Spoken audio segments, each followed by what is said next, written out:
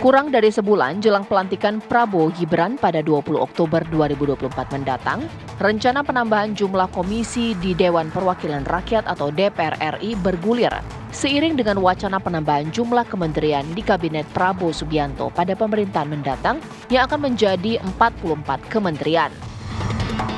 Seperti diketahui, saat ini komisi yang ada di DPR RI sebanyak 11 komisi. Seluruh komisi ini bermitra dengan 34 kementerian dan sejumlah lembaga yang berkorelasi dengan bidang kerjanya masing-masing. Lalu, seberapa efektif penambahan komisi di DPR apabila dikaitkan dengan penambahan jumlah menteri periode 5 tahun mendatang? Akankah hal ini menjadi strategi bagi kursi di parlemen di antara partai koalisi? Lalu, dengan peta politik yang minim oposisi, akankah dalih untuk memperkuat pengawasan itu akan efektif? Tim TV One mengabarkan. Belum selesai mengenai keputusan berapa jumlah kursi di kabinet dari Presiden terpilih Prabowo Subianto, kini kemudian mencuat sebagai bentuk penyesuaian ketika kabinetnya nambah, kemudian mitra kerjanya ini adalah DPR pun juga harus nambah. Penambahan komisi di DPR ini menjadi bahasan saya di Apa Kabar Indonesia Malam. Mungkin pertanyaannya adalah, oke, iya secara simultan pasti akan terjadi, tapi perlu tidak? Apakah akan ada pembengkakan anggaran? Apakah ini sebagai bentuk bagi-bagi kekuasaan? Saya tidak tahu, mari kita bahas di Apa Kabar Indonesia Malam. Di studio TV One sudah hadir pengamat politik kita Bang Ray Rangkuti. Selamat malam, assalamualaikum Bang. Waalaikumsalam warahmatullahi wabarakatuh. Dan juga mewakili PDIP di sini ada Bang Deddy Sitorus dan juga Gerindra ada Bas Habibur Rahman. Saya akan sapa melalui sambungan Zoom sudah ada Bang Ahmad Doli Kurnia mewakili Partai Golkar. Selamat malam, assalamualaikum Bang Doli. Waalaikumsalam, selamat malam. Ya. Curang nih Doli nih. Ya agak jauh di sana ya. Oke, sekarang saya mungkin ke satu-satu dulu nih dari perwakilan partai politik. Mas Habib, setujukah ketika wacana penambahan komisi karena rencananya kabinet ini juga nambah kursinya, begitukah logikanya? Ya menurut saya setuju ya. Di luar apakah kabinet ini bertambah, tapi saya setahun belakangan kan pimpinan komisi juga di 3 ya. Memang mitranya kebanyakan dan jumlah anggota per komisi itu menurut saya terlalu banyak. Jadi menyusun jadwal itu kita repot juga ya. Mitra komisi 3 misalnya ada sekitar 9 sampai 10 kementerian dan lembaga. Nah, itu kita menjadwalkan misalnya pertemuan bidang anggaran itu bisa hampir 3 minggu itu ya. Lalu jumlah anggota itu 54 per komisi. Ya. Itu menurut saya terlalu banyak. Anda bayangkan 54 kalau misalnya dikali bicara 5 menit per orang. Wow. Itu sudah 4,5 jam. Ya. Belum kalau kayak yang bicara misalnya Arteria Dahlan, ya kan ya, kita sering larut nih sebagai pimpinan. Karena pinter anaknya ya, orangnya pinter, ngomongnya menarik, datanya lengkap. Sering kita kasih ekstra tambahan waktu. Bisa 8 menit, 9 menit. Anda bayangkan rapat dengan mitra itu bisa mungkin 8 jaman kalau dengan standar seperti itu. Nah, masalah kita ya memang secara konstitusi kan setiap anggota itu kan sama, punya kesempatan yang sama untuk bicara dan sebetulnya kalau bisa jangan dibatasi dengan waktu. Ya. Nah, itu yang menjadi agak ribet gitu loh. Nah, dengan misalnya nanti ditambah 1 atau 2 komisi, saya pikir ada perampingan jumlah anggota di komisi ya kan, dan perampingan jumlah mitra. Nah, 2 hal tersebut menurut saya pas, apalagi memang ini jika memang ada penambahan kementerian. Ya. Baik, oke. Mas Habib setuju, kalau Bang Deddy seperti apa? Setuju nggak? Ya, saya kira sepanjang itu mendukung kinerja DPR sebagai pembuat undang-undang, pengawas pemerintah, kan gitu. Fungsi budgetingnya, fungsi agregasi artikulasi suara masyarakat, kan itu kita harus lihat dari sisi itu. Belum lagi kita lihat dari sisi efisien dan efektifnya. Apakah dengan menambah jumlah komisi akan membuat dia menjadi lebih efisien, lebih efektif gitu. Apakah dari sisi anggaran akan menjadi lebih efisien misalnya kan.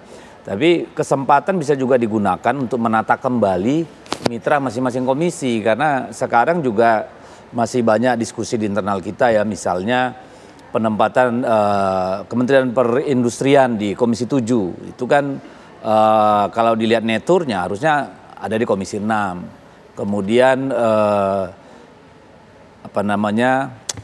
soal lingkungan itu lingkungan hidup ya, LHK kan harusnya ada di Komisi 7 misalnya kan, adanya di Komisi 4 gitu kan.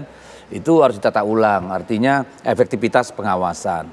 Lalu kemudian kalau kemudian kaitannya dengan nanti jumlah kementerian yang akan ditambah gitu, nanti kan tinggal dilihat apakah itu merupakan pecahan dari kementerian sebelumnya. Kalau itu merupakan pecahan berarti tidak harus misalnya membutuhkan komisi yang baru, kan gitu nih.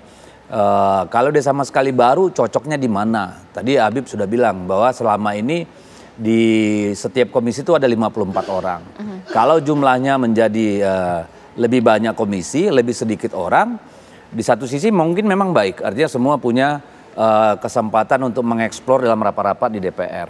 Tapi juga ada konsekuensi anggaran yang tidak sedikit kalau menurut saya dengan menambah jumlah komisi itu. Karena itu akan bayangkan setiap komisi berapa anggarannya per tahun misalnya gitu. Ini dengan menambah komisi tentu ada konsekuensi budgeting yang nambah untuk yang harus dialokasikan ke masing-masing komisi. Okay. Nah saya kira apapun itu, saya kira dari dua hal itu harus kita lihat. Dari sisi fungsi pengawasannya bagaimana, konsekuensi anggarannya seperti apa. Nah itu yang saya kira nanti harus didalami gitu ya. Tetapi kalau memang kementerian itu benar ditambah sampai 44, ya memang konsekuensinya harus menambah komisi yang ada. Karena kalau ditumpuk dalam komisi-komisi yang sudah ada tentu akan membuatnya menjadi tidak efektif. Karena kita aja misalnya di Komisi 6 itu mitranya mungkin hampir 12 kali ya. Tapi akhirnya kita juga sulit mengalokasikan waktu karena setiap anggota komisi itu kan kebanyakan ya. Rata-rata juga terlibat dalam alat kelengkapan dewan misalnya gitu. Ngurus partai juga gitu, ngurus konstituen juga. Jadi ada memang kecenderungan tidak terlalu efektif dengan banyaknya jumlah anggota di setiap komisi. Kalau Bang Doli seperti apa? Setuju nggak? Ya, saya kira tergantung pendekatan. Makanya saya memberikan dukungan kepada pimpinan DPR yang sekarang sedang membuat kajian. Ya. Jadi kajian itu yang paling penting sehingga nanti kita menemukan apa reasoning yang paling tepat sehingga kalau misalnya memang pada akhirnya jumlah komisi itu ditambah. Dan menurut saya memang pendekatannya tadi bagaimana kalaupun terjadi perubahan ya. Jadi kan perubahan itu bisa nambah dan kemudian perubahan itu bisa nanti melihat tugas pokok fungsi dari komisi itu masing-masing ya. Nah, itu yang pertama. Jadi pendekatannya harus apakah memang nanti perubahan itu bisa mendorong terjadinya peningkatan kinerja gitu.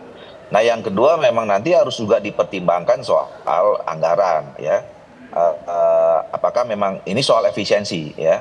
Apakah dengan anggaran yang nanti akan bertambah dikaitkan dengan soal kinerja yang kita mau inginkan menjadi output itu masih visible apa tidak gitu. Nah, jadi bukan hanya sekedar kita menunggu soal jumlah kementerian berapa gitu. Nah, yang berikutnya adalah memang ini tidak bisa segera diputuskan kalau kita tidak tahu. Karena soal wacana penambahan jumlah kementerian kan juga ya masih wacana juga. Mungkin angkanya benar sudah muncul sekitar 40-an kementerian gitu. Tapi kementeriannya apa saja kan kita belum tahu. Jangan-jangan 44 itu kementeriannya adalah dari 34 ada beberapa kementeriannya dibagi-bagi sehingga jumlahnya jadi 44. Jadi ya atau mungkin memang ada kementerian baru gitu loh yang sama sekali memang tidak pernah muncul selama ini melihat atau ingin merespons isu-isu baru ke depan 5 tahun 10 tahun yang akan datang. Nah, jadi sangat tergantung dengan itu juga. Jadi menurut saya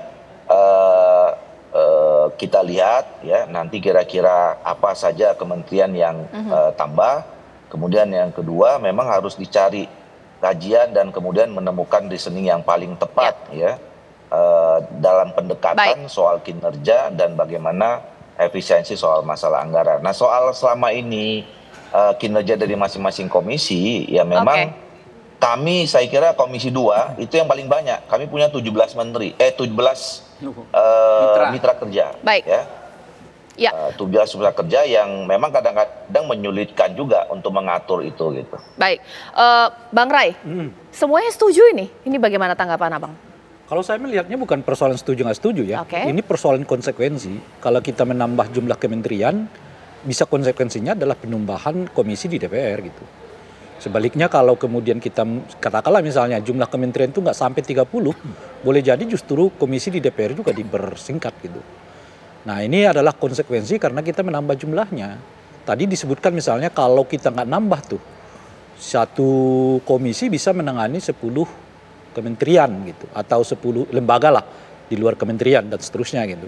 Tapi kalau kita tambah, artinya mengecil jumlah yang diawasi, tapi saat yang bersamaan soal koordinasi, bagaimana terjadinya di sana gitu. Nah itu satu. Nah yang kedua yang menariknya ini kan jumlah komisi ini dibentuk sebelum jumlah kementerian tahu gitu. Karena anggota DPR kan tertanggal 1 Oktober sudah dilantik, sementara presiden baru dilantik tanggal 20 Oktober. Jadi kita belum tahu formulasi kementerian yang akan dibentuk, sementara anggota DPR-nya sudah harus membicarakan tentang penambahan jumlah komisi atau tidak. Sehingga saya di undang-undang itu, pembicaraan terkait dengan penambahan jumlah komisi atau tidak di dalam format DPR yang baru, itu dilakukan pada awal masa sidang.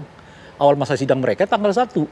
Kalau tanggal 1 itu nggak bisa diputuskan, itu artinya menunggu tahun depan. Sesuai kalau di aturan itu ya, di undang-undang. Tahun depan pada awal masa sidang tahun berikutnya baru dibicarakan lagi kembali soal pembentukan komisi gitu. Nah meskipun tidak perlu ada revisi undang-undang karena di undang-undang itu memang terbuka berapa jumlah komisi yang mau diatur oleh DPR itu cukup merevisi ADART-nya. Jadi tidak merevisi undang-undangnya gitu. Nah di ADART lah ditentukan berapa jumlah komisi yang dibutuhkan oleh DPR sesuai dengan formulasi kementerian tentu saja gitu. Nah, oleh karena itu ya kita nggak tahu nih, kecuali misalnya presiden terpilih sudah memberi sinyal yang kuat bahwa ia akan membuat jumlah kementerian itu 44 dengan nomenklatur kayak begini. Dengan begitu anggota DPR yang sekarang sudah bisa merancang bahwa apakah mereka akan menambah atau tidak gitu. Jadi intinya tunggu dulu presiden membuat semacam gambaran tentang desain nomenklatur kementerian, baru kita berbicara tentang apakah menambah komisi atau tidak. Gitu.